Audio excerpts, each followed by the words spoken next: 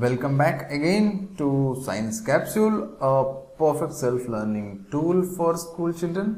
अब आज के जो वीडियो में हम देखने वाले हैं resistance of a system of resistors. In the previous video we have seen about Ohm's law which is very very important. आपको समझ में आया होगा, right? So based on Ohm's law let's understand. हम इससे पहले अगर देखें तो we have constructed a simple electric circuit containing cell, bulb and ammeter switch वगैरह यूज करके हमने सर्किट बनाए थे.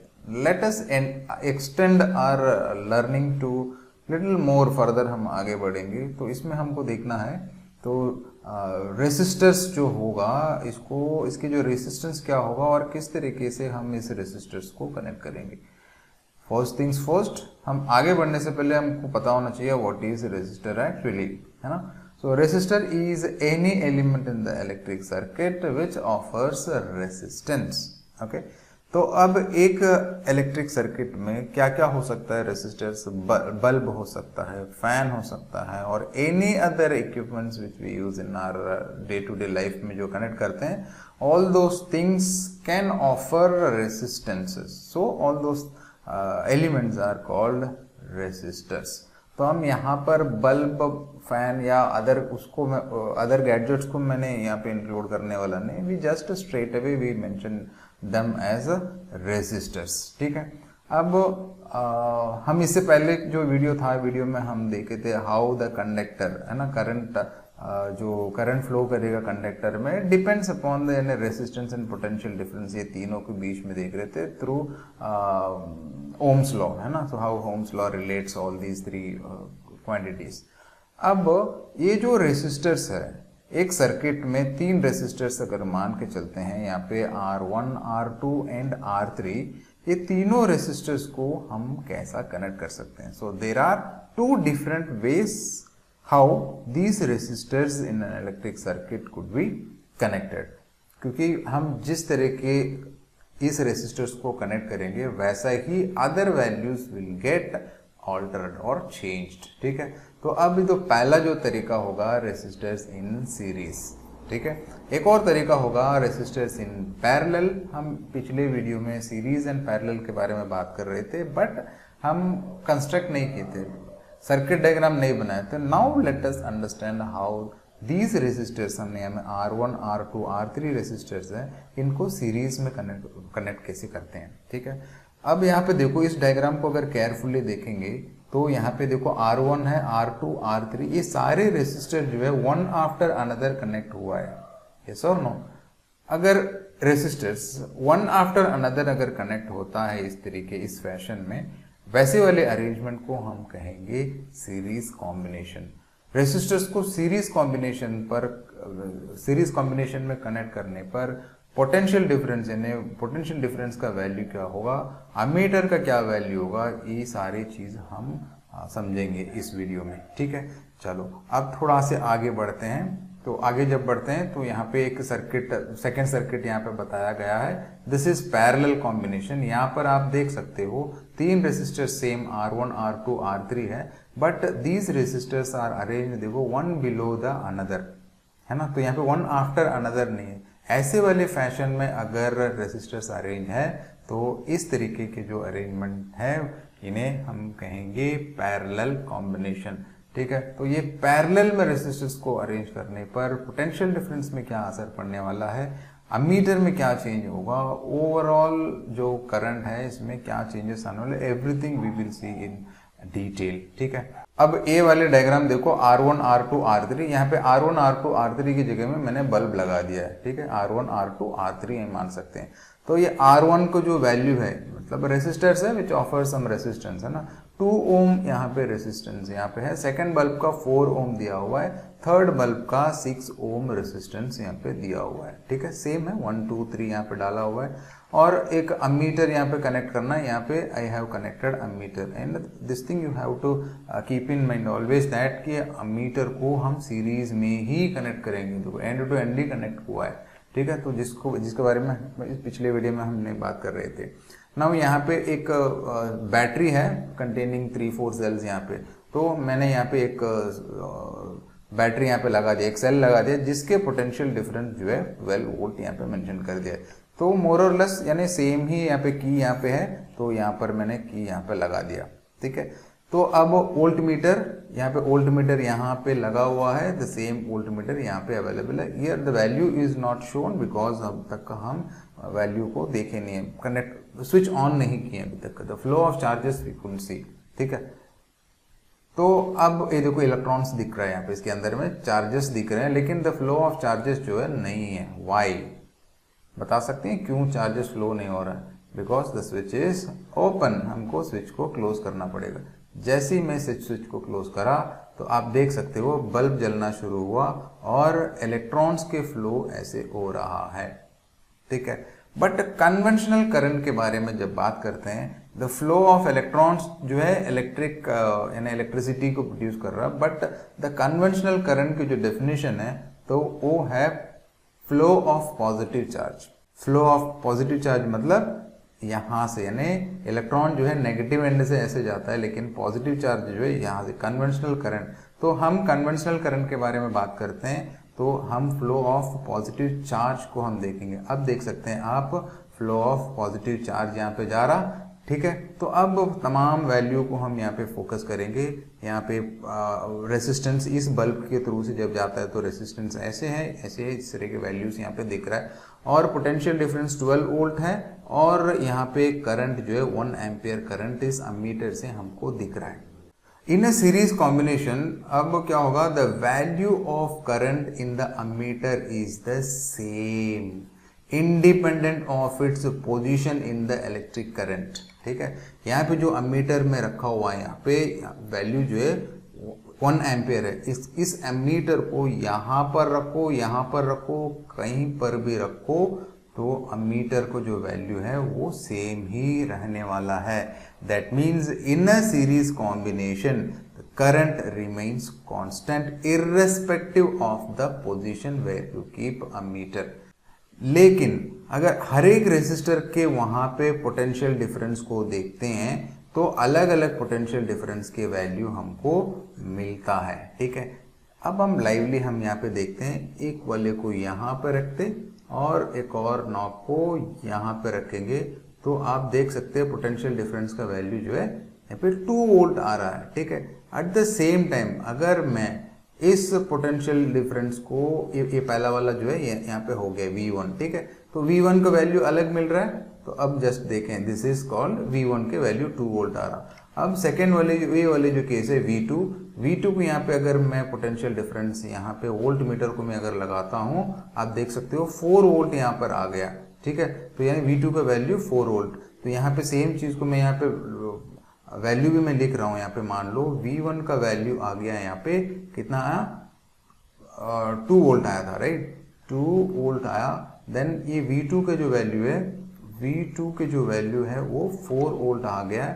नाउ यहाँ पे मैं V3, ये वाले जो है V3 का जो वैल्यू होगा यहाँ पे रख के देखते हैं, तो V3 का वैल्यू कितना है, 6 वोल्ट आता है, ठीक है। V3 का वैल्यू 6 वोल्ट आता है, ठीक है। अब मैं क्या करने वाला हूँ, पूरा यहाँ से लेकर इस एंड से लेकर इस एंड तक अगर लेता हूँ तो 12 वोल्ट आ रहा है, ठीक है। तो यानी यहाँ पे ये जो बैटरी यहाँ पे लगी हुई है, इसकी जो पोटेंशियल डिफरेंस है 12 वोल्ट है। अक्रॉस ईच रेसिस्टर के बीच में जितने भी पोटेंशियल डिफरेंस है सबको ऐड करेंगे तो क्या मिलेगा यहाँ पे, 6 + 4 10, 10 + 2 is 12 volt which is the actual potential difference, ठीक है। चलो अब इसको हम थोड़ा से आगे बढ़ाते हैं। तो V इज इक्वल टू यहाँ पे टोटल जो V होगा, सॉरी यहाँ पे जो टोटल जो V होगा, V का वैल्यू कितना हो गया यहाँ पे, V1 + V2 + V3। यहीं पे ये चीज तो देखे थे, V1 + V2 + V3 यहाँ पे रहा। हाँ, अब मान के चलते हैं यहाँ पे जो करंट जो फ्लो होगा उसकी जो वैल्यू है वो I मान के चलते हैं, ठीक है। तो I मान के चलते हैं। It is possible to replace the 3 resistors joined in series equivalent to single resistor of resistance R। यानी ये पूरा रेसिस्टर्स को हम पूरा एक साथ में अगर कंबाइन करेंगे तो सिंगल रेसिस्टेंस हम कर सकते हैं by the letter R such that the potential difference across V जो है एंड I जो है हम सर्किट में सेम रह सके। So by applying Ohm's law, अगर हम ओम्स लॉ को अप्लाई करेंगे तो हमको पता है V is equal to I R, ठीक है। तो V is equal to I R है, तो अब V1, अब यहाँ पे इस जगह में ये V1 है, V1 का वहाँ पे क्या होगा, V1 is equal to I R one, क्योंकि यहाँ के रेसिस्टेंस के जो वैल्यू है वो 2 ओम है ना, अलग है। अब V2 के वैल्यू क्या होगा, आई आर टू, वाई यहाँ पे आई लिखें इस जगह में, because I is constant through out the circuit, तो हम इधर में भी I सेम होगा, इधर में भी I सेम होगा, इस जगह में भी I सेम होगा, यस और नो। सो लेकिन रेसिस्टेंस का वैल्यू चेंज है, यहाँ पे देखो ये R1 का वैल्यू 2 है, यहाँ पे 4 है, यहाँ पे 6 है, तो V3 का वैल्यू क्या होगा, आई R3, तो I जो है यहाँ पे ओम्स लॉ को अप्लाई करेंगे तो R3 ये वाले हो गया, ठीक है। चलो अब इस तीनों को जब हम जोड़ते हैं तो क्या होगा, I R is equal to I, मतलब V is equal to I R है, तो हम V की जगह में क्या लिख सकते हैं, आई आर लिख सकते हैं, and V is equal to, हमको पता है V is equal to V1 plus V2 plus V3, V की जगह में हम आई आर लिख सकते हैं, V1 की जगह में हम आई आर वन लिख सकते हैं, V2 की जगह में आई आर टू लिख सकते हैं, V3 की जगह में आई आर थ्री लिख सकते हैं। So this I R is, ये क्या है, सॉरी यहाँ पे क्या है, आर एस, यहाँ पे आई आई कैंसिल हो जाएगा, ये दोनों, सॉरी यहाँ पे इसको हम एक और स्टेप्स में यहाँ बना लेता हूँ, यहाँ पे I R is equal to, I को अगर कॉमन लेंगे तो क्या होगा, R1 plus R2 plus R3 हो जाएगा, यहाँ पे आई कैंसिल हो जाएगा। This R is the total resistance in serial combination, इस सीरीज कॉम्बिनेशन में होता है, ठीक है। तो RS is equal to R1 plus R2 plus R3। So in a series combination total resistance को फाइंड आउट करने का फॉर्मूला क्या होगा, total resistance in serial combination would be R, जितने भी रेसिस्टर्स होगा उसको हम जस्ट ऐड कर लेंगे, R1 plus R2 plus R3, अगर 4 रेसिस्टर्स है तो R4 कर लेंगे, अगर 5 रेसिस्टर्स है R5 कर लेते हैं। So this is how the resistance, total resistance, इस टोटल रेसिस्टेंस को हम इक्विवेलेंट रेसिस्टेंस भी कह सकते हैं, ठीक है, equivalent resistance. Okay, now let's understand about resistors in parallel. जब 3 रेसिस्टर्स होगा, यहाँ पे देखो R1 R2 R3 यहाँ पे लिखा हुआ है ना, तो ये तीनों रेसिस्टर्स को अगर हम पैरेलल में कनेक्ट करेंगे तो टोटल पोटेंशियल डिफरेंस क्या होगा, करंट में क्या डिफरेंस आएगा, एवरीथिंग वी विल सी।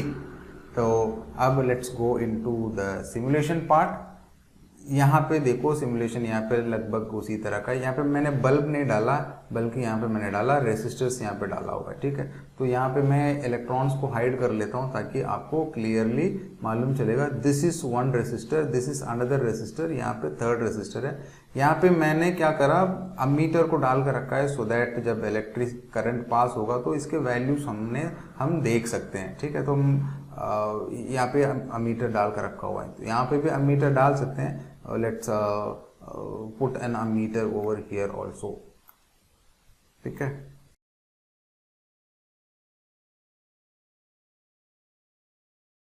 तो हमने 3 एम्पेयर यहाँ पे 3 अमीटर हमने डाल दिया, ठीक है। तो तीनों अमीटर में से हम वैल्यू देख सकते हैं। एक और अमीटर यहाँ पे मैंने देख लिया, पूरा सर्किट का जो करंट है वो यहाँ से हमको मालूम चल जाएगा, ठीक है। तो ये वाले टोटल जो करंट है और यहाँ के जो करंट है कुछ डिफरेंस है या नहीं वो हमको देखना है। For this purpose only I have connected 4 different ammeter over here, ठीक है। तो यहाँ पे वोल्ट मीटर लगा हुआ है जिसमें से हम हर एक जगह में वोल्ट मीटर से हम चेक करेंगे पोटेंशियल डिफरेंस कितना है।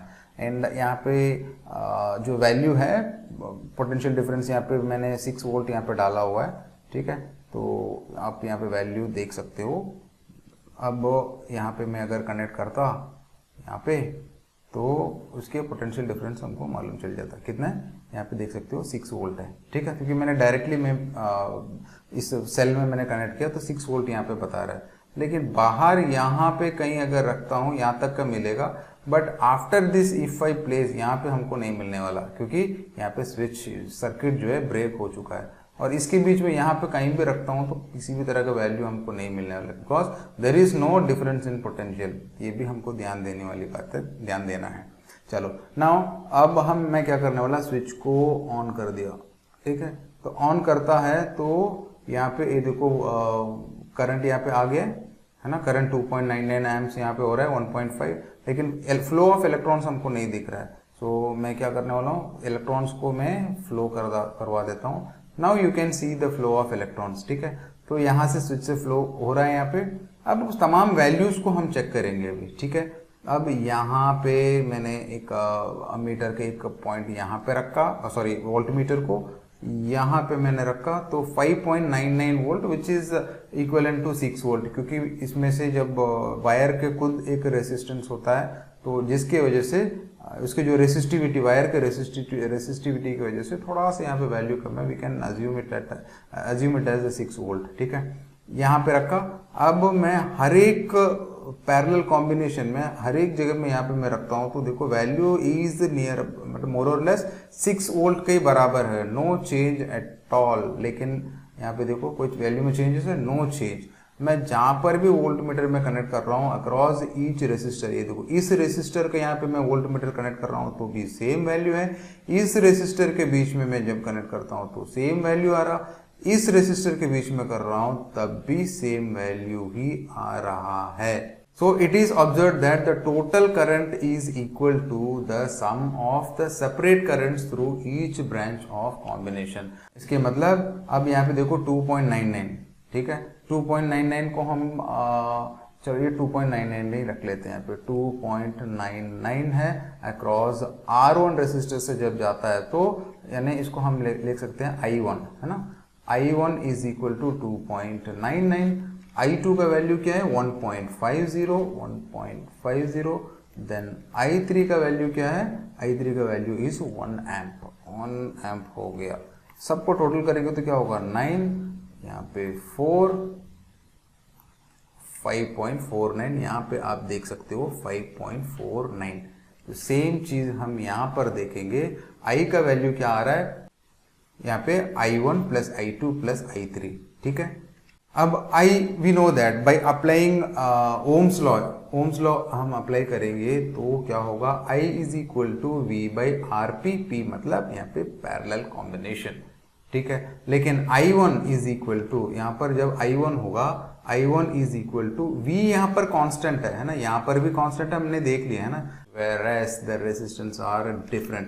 तो यहाँ पे क्या लिख सकते हैं, I1 is equal to V by R1, I2 is equal to V by R2, I3 is equal to V by R3।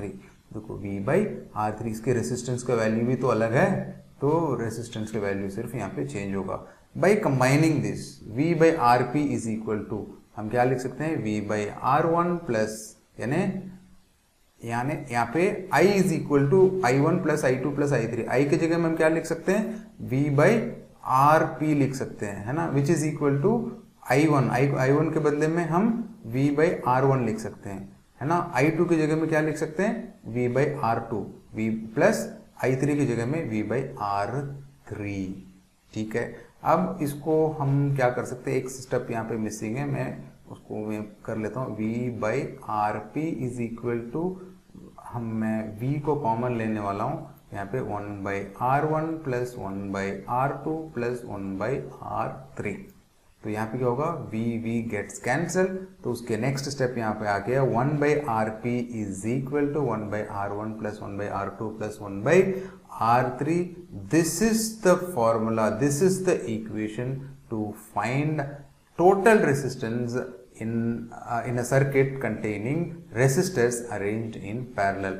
So dear students, I hope आपको parallel and series combination समझ में आया होगा, right? So still if you find any difficulty in understanding, you can ask me as well। So that's all in today's video, see you in the next, bye bye।